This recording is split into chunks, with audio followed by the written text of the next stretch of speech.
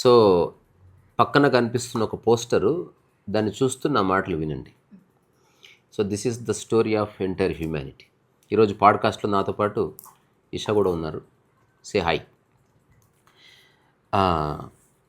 ఒక చిన్న స్టేట్మెంట్ చదివి దాని గురించి చూద్దాం ఎటువైపు వెళ్తుందో.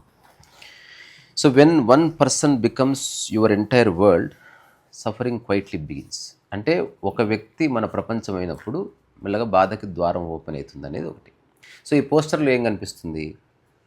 ఇది నేను క్రియేట్ చేసిన పోస్టరే with the help of technology. దాంట్లో ఒక మనిషి ఉన్నాడు, ఆ మనిషి ఇంకొక మనిషితో పోరాడుతున్నాడు. సమస్త మానవజాతి తను ఎన్నుకుంది. ఈ ఒక్క మనిషితో అతను డీల్ చేస్తుండటం వల్ల దాని మీద రాసినవన్నీ ఉన్నాయి. అంటే సఫరింగ్ వచ్చింది, తర్వాత ఒత్తిడి వచ్చింది, ఎక్స్పెక్టేషన్స్ వచ్చాయి, డిప్రెషన్ వచ్చింది, కోల్పోతానేమన్న భయం వచ్చింది, తర్వాత మానసిక వేదన, మెంటల్ అగ్ని వచ్చింది, సఫికేషన్ వచ్చింది, తర్వాత బరువు అనిపించింది, తర్వాత ఒక రకమైన ఎగ్జాషను. ఇవన్నీ మనిషి అనుభవిస్తున్నాడు, ఒక రకమైన అలసట. దానికి కారణం ఏంది? ఈ ప్రపంచంలో ఉన్న కోటాను కోట్ల మందిని ఒకవైపు పెట్టి, ఒక్క పర్సన్ని ఇంకొక వైపు పెట్టి, ఆ ఒక్క పర్సన్కి మన హోల్ అటెన్షన్ ఇవ్వడం వల్ల ఇవన్నీ వస్తాయి. సో ఇప్పుడు నేను చెప్పాలనుకుంటున్నది, ఒక పర్సన్ తర్వాత ఒక పర్సన్ను పట్టుకోమని కాదు. మన అవగాహన, మన దృష్టి మార్చుకుంటే జీవితం ఎంత బాగుంటుందనే కాంటెక్స్ట్. సో దీనిలోకి వెళ్ళే కంటే ముందు ఒక చిన్న స్టోరీ చెప్తా. ఆ స్టోరీ ఏంటంటే, ఒక ఊరిలో ఒక బావి ఉంది. ఎప్పటి నుంచో ఒకటే బావి ఉంది. ఆ బావి మీద ఆధారపడే వాళ్ళు 1000 మంది ఉన్నారు. సో ఫర్ సమ్ రీజన్ ఆ బావిలో నీళ్ళు ఎండకపోయాయి. ఎండకపోతే అందరు ఆ బావి దగ్గరకు వచ్చి ఏడుస్తున్నారు. ప్రతిరోజు బిందెలు తెచ్చుకుంటున్నారు, బావికి పూజలు చేస్తున్నారు, వ్రతాలు చేస్తున్నారు. సో అనుకోకుండా అక్కడి నుంచి ఒక గురువు వస్తున్నాడు. అందరు వెళ్ళి అతనికి చెప్పుకుంటే ఆయన ఒకటే స్టేట్మెంట్ ఇస్తే ఆ ఊరు దశ మారిపోయింది. ఒకటే బావి, అందరికీ ఒకే బావి ఉండడం వల్లనే ఈ సమస్య అంతా అని చెప్పి వెళ్ళిపోయాడు. వెంటనే ఏం జరిగింది? తలా ఒక 50 మంది కలిసి ఆ ఊళ్ళో రకరకాల బావులు తవ్వితే ఏదో బావిలో ఎప్పుడు నీళ్లు ఉన్నాయి. ఇది ప్రకృతి పరంగా, ఫుడ్ పరంగా వర్తిస్తుంది. కానీ మనిషి పరంగా మనం మన ఇంట్లో ఒకరి నుంచి ప్రేమ దొరకకపోతే భార్య అతను వదిలిపెట్టి ఇంకొకరి దగ్గరికి పోలేదు. సో ఇది కొంచెం ఎక్సెప్షనల్ కేస్. దీన్ని మనం ఎట్లా అర్థం చేసుకోవాలనేది కాస్త ప్రశాంతంగా ఆలోచిస్తే జవాబు దొరుకుతుంది. సో మనం ఒక మనిషితో ఉండడం మంచిదే, కానీ అన్నీ ఆ మనిషి నుంచి ఆశించడం తప్పు. అంటే నువ్వు డబ్బు ఆశించి, ప్రేమను ఆశించి, తర్వాత గౌరవాన్ని ఆశించి, నువ్వు చెప్పే పనికిరాని విషయాలు వినాలని అతని చెవులను ఆశించి, నువ్వు ఏదన్నా చేస్తే దాన్ని అప్రిషియేట్ చేయాలని ఆశించి, నువ్వు ఎక్కడికైనా వెళ్తే నీతో పాటు రావాలని ఆలోచించి, నువ్వు పక్కన కూర్చుంటే డ్రైవ్ చేయాలని ఆశించి, నువ్వు ఇంటికి రాగానే నీతో గుసగుసలాడాలని ఆశించి, సినిమాకి వెళ్తే నీతో పాటు, ఇన్ని ఆశిస్తే ఒక మనిషి ఎప్పుడు దాన్ని ఫుల్ఫిల్ చేయలేడు. దానివల్ల మనకు ఆ వ్యక్తి పట్ల, నువ్వు నా కోసం ఏం చేసావంట. అసలు నీతో ఉండడమే నీ కోసం చేయడం. అంటే the very presence it self is enough అని అనుకుంటే సరిపోతుంది. కానీ మనిషి దుర్మార్గుడు కాబట్టి అట్లా అనుకోడు. సో దీనికి సంబంధించి ఒక చిన్న కథ ఉంది. ఆ కథలో కొంత ఆధ్యాత్మికతని సరిగ్గా అర్థం చేసుకుంటే సొల్యూషన్ దొరుకుతుంది. కానీ వితండవాదం చేసే వాళ్ళకి దీంట్లో సొల్యూషన్ లేదు. నేను ఏదేమైనా నేను మా ఆవిడతో నేను గొడవ పడతా, నా గొడవ పడడానికి ఆవిడ కాకపోతే ఎవరు ఉన్నారు, నేను బరాబర్ అంట, ఇట్లా డిస్కస్ చేసే వాళ్ళకి కొట్లాడుకోండి. అట్లా కాకుండా ఆన్సర్ కనుక్కునే వాళ్ళ కోసమే నేను చెప్తున్నది. రెండోది, ఫేస్ ప్యాక్ వేసుకున్నా భయపడకండి. ఒక ఊరిలో ఒక చెట్టు ఉంది. మీరే ఆలోచించండి, చిన్న చిన్న కథలు, జెన్ స్టోరీస్. చెట్టు ఉంది, చెట్టు మీదకి 1000 పక్షులు వచ్చి వాలిపోతూ ఉంది రోజు. ఇప్పుడు ఒకరోజు ఒక పక్షి రాలే, చెట్టు ఏడుస్తుందా? అంటే చెట్టు బాధపడద్దు. ఎందుకంటే చెట్టు పక్షుల మీద ఆధారపడలేదు, చెట్టు తన రూట్స్ మీద ఆధారపడి ఉంది అనేది కథ. సో ఇప్పుడు మనిషి యొక్క రూట్ ఏంది అంటే పీస్ ఆఫ్ మైండే. తర్వాత మనిషితో ఇంకొక మనిషి కలిసినప్పుడు పర్పస్ ఏందనేది ఎప్పుడన్నా ఫిగర్ అవుట్ చేశారేమో క్రాస్ చెక్ చేసుకోండి. ఉదాహరణకి ఒక వైఫ్ ఒక హస్బెండ్తో కలిస్తే పర్పస్ ఏమిటంటే వాళ్ళిద్దరూ 10 కాళ్ళ పడి ప్రశాంతంగా ఉండడమే. ఇది కాదని చెప్పి ఒక్క వైఫ్ అండ్ హస్బెండ్ని చూపించండి. సో ఈ పర్పస్ మిస్ కాకుండా మీరు ఏమైనా చేసుకోండి. ఎగ్జాంపుల్, ఆర్గ్యుమెంట్ చేస్తే ప్రశాంతత పోతుందంటే ఆర్గ్యుమెంట్ చేయకూడదు. ఇప్పుడు అలిగి అన్నం మానేస్తే ప్రశాంతత పోతుందంటే అలిగి అన్నం మానేయకూడదు. ఎక్సెసివ్గా డబ్బు ఖర్చు పెడితే ప్రశాంతత పోతుంది, చిరునవ్వు పోతుంది అంటే ఎవరో ఒకరు డబ్బు ఆలోచించి తగ్గించుకోవాలి ఖర్చులు. తర్వాత వేరే వ్యక్తిగత విషయాలు, వేరే వ్యక్తుల గురించి చర్చ వచ్చినప్పుడు మొహాలు మాడుతున్నాయని తెలిస్తే అది డిస్కార్డ్ చేయాలి. సో ఇది ఎరుకకు సంబంధించింది. మనం ఎక్కడో చోట తెలుసుకోవాలి మన ఎగ్జిస్టెన్స్కి అత్యంత ముఖ్యమైన అంశం ఏమిటి. ఇప్పుడు ఎక్కడికి వెళ్ళినా, ఏ ఊరు వెళ్ళినా బాత్రూమ్కి వెళ్తారు, ఏ ఊరు వెళ్ళినా భోజనం చేస్తారు. అది వెరీ ఇంపార్టెంట్. నేను అమెరికా వెళ్ళాను ఇక నేను భోజనం చేయని చెప్పి సో ఎక్కడికి వెళ్ళినా ప్రశాంతంగా ఉండాలి. ఎక్కడికి వెళ్ళినా నీకు గిల్ట్ కలగకూడదు, ఎక్కడికి వెళ్ళినా కూడా నీకు బాధ కలగదు. అలా కలగాలంటే నువ్వు ఎక్కువసేపు సంబంధం కలిగి ఉన్న వ్యక్తులతో టర్మ్స్ అండ్ కండిషన్స్ పర్ఫెక్ట్గా సెట్ అవ్వాలి. నేను ఒక చిన్న విషయం చెప్తే ఆలోచించండి. ఇప్పుడు ఒక హస్బెండ్ బయటికి వెళ్తున్నాడు లేదా వైఫ్ బయటికి వెళ్తుంది, ఆఫీస్కి వెళ్ళే ముందు గొడవ పడొద్దు. ఎందుకు పడొద్దని కదా, ఎందుకు పడొద్దంటే అదొక్క మరక వల్ల తను 8 hours జాబ్ సరిగ్గా చేయలేడు. 8 hours జాబ్ సరిగ్గా చేయకపోవడం వల్ల అతని యొక్క ప్రొఫెషన్లో గ్రోత్ రాదు, అతని ఆఫీస్లో సంబంధాలు చెడిపోతాయి. ఇప్పుడు అతను చిరాకుతో ఇంటికి వచ్చి అరిచినప్పుడు ఆఫీస్లో ఏదో జరిగితే నన్ను ఎందుకు అరిచామంటారు, కానీ దానికి బీజం ఇక్కడ పడ్డది, ఇంట్లోనే పడ్డదని గుర్తిస్తే ఆ సమస్య వెళ్ళిపోతుంది.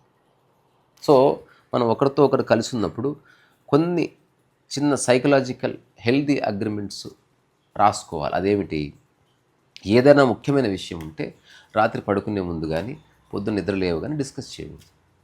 సండే రోజు పెట్టుకోండి, ఒక 3 hours మంచి భోజనం పెట్టుకొని ఈ అంశాలు ఈ సండే వచ్చాయి సరదాగా చర్చించుకుందాం, దీనికి కొన్ని సొల్యూషన్ ఉందా అని వెతకాలి తప్ప పర్సనల్ అయితే అసలు they are not wife and husband.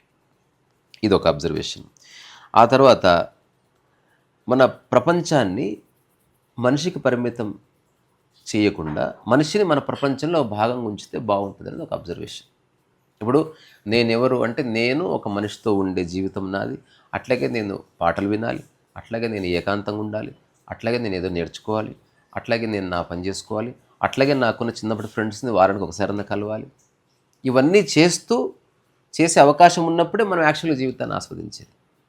ఒకే మనిషితో నిరంతరం ఉండటం వల్ల ఒక జీవితంలో రసం పోతుంది.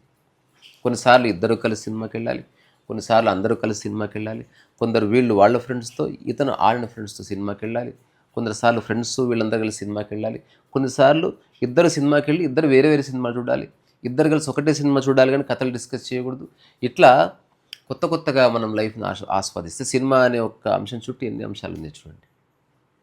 సో చెప్పగలగాలి, నువ్వు ఒక్కడి సినిమా చూసుకోపో, ఈసారి నేను రాను. ఒకవేళ అడిగితే నేను రానంటే ఫీల్ అవ్వకుండా వెళ్ళిపోగలగాలి. సో డిపెండెన్సీ, లవ్ అనేది సమస్య కాదు, డిపెండెన్సీ ఈజ్ ద ప్రాబ్లం. అందుకని ఈ పక్కనున్న పోస్టర్లో ఉన్న విషయాన్ని ఒకసారి చూద్దాం, ఎంతవరకు అది రెలవెంట్ మన లైఫ్కి. నేను చెప్తున్నా 100% రెలవెంట్. నేను దాన్ని వ్యక్తిగతంగా సాల్వ్ చేసుకున్నాను. నేను అందరితో ఉంటున్నాను, ఎట్ ద సేమ్ టైం నేను సంగీతం వాయించుకుంటాను, నేను పాడ్కాస్ట్ చేస్తున్నా, అందరు ఉన్నారు, ఎవరు నన్ను డిస్టర్బ్ చేయట్లే. నీవు పాడ్కాస్ట్ చేసుకుంటే మాకు సినిమా ముఖ్యం కాదా, కుటుంబం చెడిపోతుంది. చిన్న అగ్రిమెంట్, ఒక 10 నిమిషాలు అని చెప్పి 3 hours చేయకూడదు. ప్రతి చోట ఎరుక అవసరం. తర్వాత కొన్ని చిన్న విషయాలు గుర్తుపెట్టుకోండి. ప్రతిరోజు అట్లీస్ట్ ఒక అర్ధగంటనన్నా ఏకాంతంగా మీరు గడపకపోతే జీవితం మీకు అర్థం కాదు. భార్య ఏకాంతంగా గడపాలి, దానికి భర్త రెస్పెక్ట్ ఇవ్వాలి, భర్త ఏకాంతంగా గడపాలి, భార్య రెస్పెక్ట్ ఇవ్వాలి, తల్లి ఏకాంతం గడిపితే కొడుకు కూడా రెస్పెక్ట్ ఇవ్వాలి. ఈ ముసల్దాని నీకు ఎందుకు ఏకాంతం అనడానికి లేదు, ఎవరు ఏకాంతం వాళ్ళది. సో ఏకాంతంలో పరచింతన వదిలి you should start enjoying your life. ఒక చక్కటి ½ an hour నీకు నచ్చిన పాటలు విను, ½ an hour నీకు నచ్చిన వీడియో గేమ్స్ ఆడుకో, ½ an hour నీకు నచ్చిన వాళ్ళతో ఫోన్లో మాట్లాడుకో. సో కుటుంబాల మధ్యన పెద్ద కారణాలు లేకుండా కూడా విడిపోయిన సందర్భాలు చాలా ఉంటాయి. దానికి తర్వాత ఎంక్వైరీ చేస్తే తెలుస్తుంది కారణాలు అనేకం ఉన్నాయి, కానీ వాటిని మనం కారణాలు అనుకోవట్లేదు. ఎగ్జాంపుల్, అందరి ముందు ఫోన్ వస్తే 1 second 2 seconds 10 seconds కంటే ఎక్కువ మాట్లాడదు. ఇప్పుడు 5 మంది ఉన్నాం ఇక్కడ, ఎవరికి ఫోన్ వచ్చినా 30 secondsలో ఎండ్ చేసేసేయాలి. ఇది రూల్గా పెట్టుకోవాలి.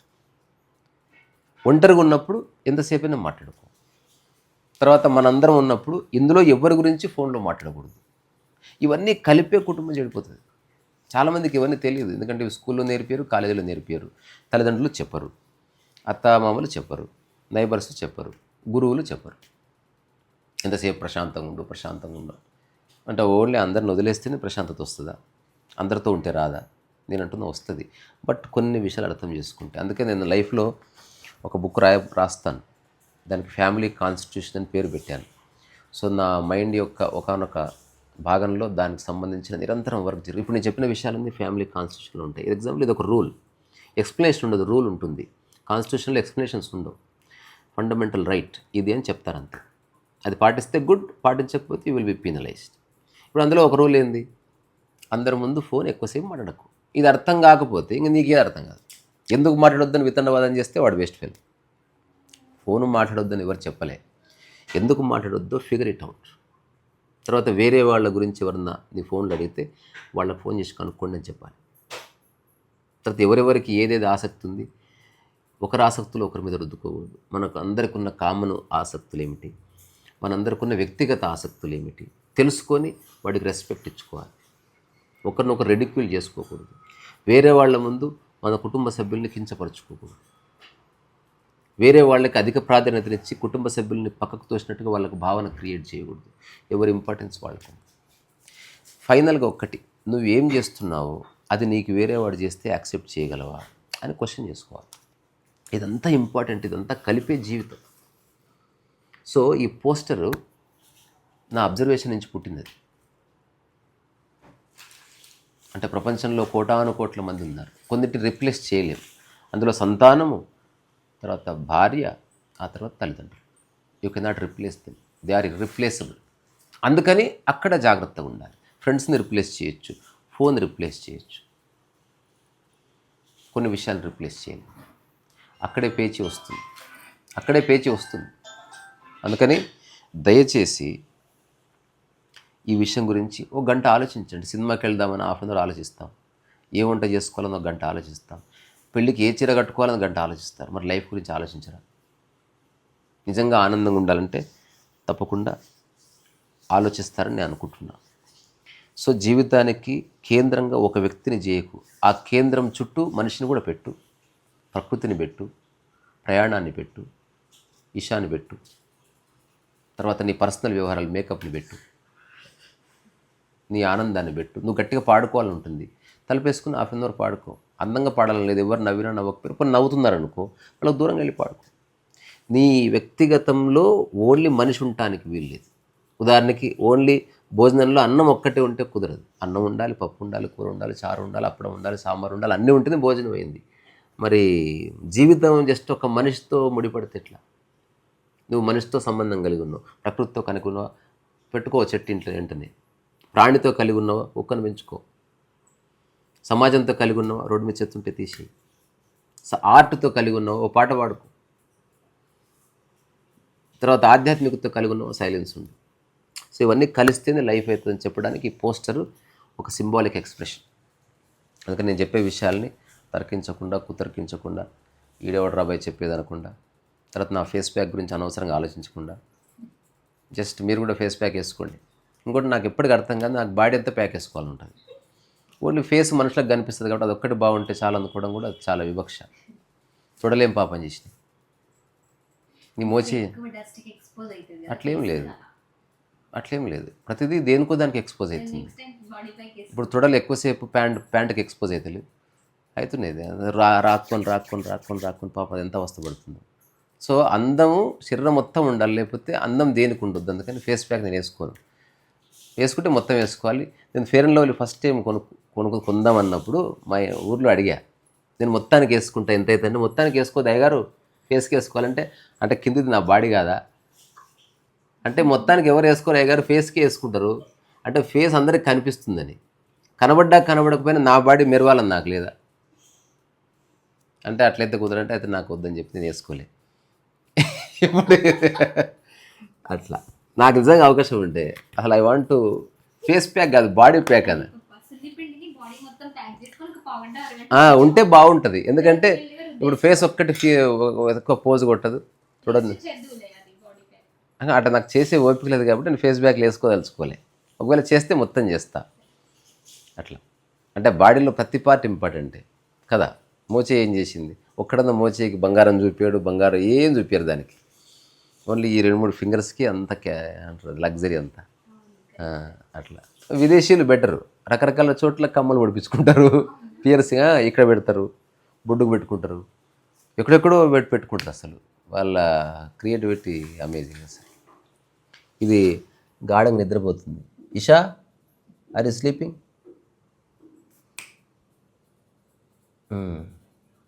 దీనికి ఈశాన్ ఎందుకు పెట్టారు పేరు? ఈశ్వరుడు పేరు ఫీమేల్ అనుకుంటే ఈశ్వర్. అప్పుడు ఈశా అనాలేము, ఈశా కాకుండా మహేష పాప వినాశ కైలాస. ఈ కుక్క గురించి ఏదైనా పాట తెలుసా మీకు? కొడుకులతో పాటు రాజు కుక్కను పెంచి, విన్నరా? ప్రేమయనే పాలు పోసి పెంపు చేసెను. కొడుకులతో పాటు రాజు కుక్కను పెంచి, ప్రేమయనే పాలు పోసి పెంపు చేసెను. కంటి పాప కంటే ఎంతో గారవించెను, కంటి పాప కంటే ఎంతో గారవించెను. దాని గుండెలోన గూడు కట్టి ఉండసాగెను, తానుండసాగెను. అనగనగా ఒక ఈశ, అనగనగా ఒక రీస. ఈశ గుణము మిన్న, రీస గుణము వెన్న. తర్వాత దాని ముందు, ఆ రాజుకు కొడుకులు నలుగురున్నారు, వారు చదువు సంధ్యలుండి గూడ చవటలైనారు, ఒట్టి చవటలైనారు.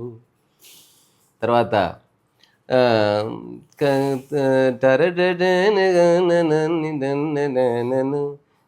అయ్యో నా ఇంటి దీపమార్పివేయనెంచెనొక్కడు, తల్లి తండ్రి విషమని భ్రమసెనొక్కడు, పడుచు పెళ్ళామే బెల్లమని తలచెనొక్కడు.